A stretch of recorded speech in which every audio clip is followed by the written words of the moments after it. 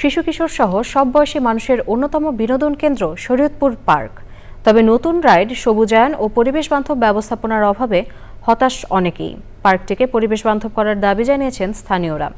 শিশুদের মানসিক বিকাশ আর নির্মল বিনোদনের জন্য পার্কটিকে সবুজ আর আধুনিক করার তাগিদ বিশিষ্টজনদের।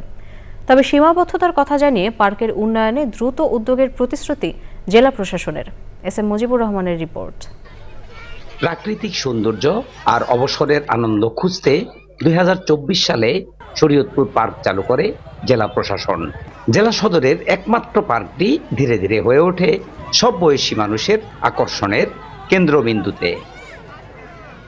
তবে সময় বদলেছে, বদলায়নি পার্কের চিত্র। দীর্ঘদিনও যুক্ত হয়নি নতুন রাইড, নেই পর্যাপ্ত সবুজায়ন কিংবা পরিবেশ বান্ধব উদ্যোগ। ঘুরতে এসে অনেক মজা লাগতেছে। বিনোদনের জন্য আমাদের ওরকম কোনো রাইড আর কি দেখতে পাইতাছি না। শিশু কিশোরদের বিকাশের জন্য পর্যাপ্ত না। 2 বছর আগে যেরকম দেখছি এখনো ঠিক তাই। শিশুদের শারীরিক, মানসিক ও বুদ্ধি বিকাশে এই পার্কটা অত্যন্ত গুরুত্বপূর্ণ। বর্তমান যুগের সাথে তাল মিলিয়ে চলতে গেলে একটা জেলা সদর হিসেবে এখানে অত্যাধুনিক মানসম্পন্ন রাইড থাকা জরুরি। পরিকল্পিত সবুজায়ন, আধুনিক বর্জ্য ব্যবস্থাপনা এবং শব্দ নিয়ন্ত্রণের মাধ্যমে পার্কটিকে পরিবেশ বান্ধব করার তাগিদ বিশিষ্টজনদের। শিশু কিশোরদের জন্য আরো বিনোদন মুখর এবং বিশ্ব জলবায়ুর দিকে বিবেচনা করে সবুজায়ন করা একান্ত প্রয়োজন।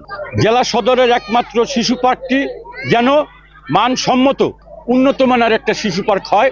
পর্যায়ক্রমে দ্রুত কার্যকরী উদ্যোগ নেয়ার কথা বলেছে জেলা প্রশাসন। এই শরীয়তপুরে আসলে বিনোদনের তেমন কিছু নেই। এই পার্কটি আছে এবং প্রতি বিকেল বেলায় বাচ্চারা আসে। এটাকে আমরা যে চেষ্টা করছি যে এখানে একটা পুরাটাই গ্রিন হবে এবং এখানে যে রাইড আছে সেটা কিন্তু আসলে প্রয়োজনীয় তুলনায় অপ্রতুল। আমরা আরো কিছু রাইড সংযোজন করব।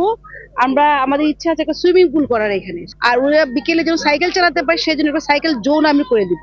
প্রকৃতির ছোঁয়া আর আধুনিক বিনোদনের সমন্বয়ে শরীয়তপুর পার্ক আবারও হয়ে উঠুক মানুষের প্রাণের ঠিকানা, এমনই প্রত্যাশা স্থানীয়দের। S M Mujibur Rahman, Channel i, Shariatpur.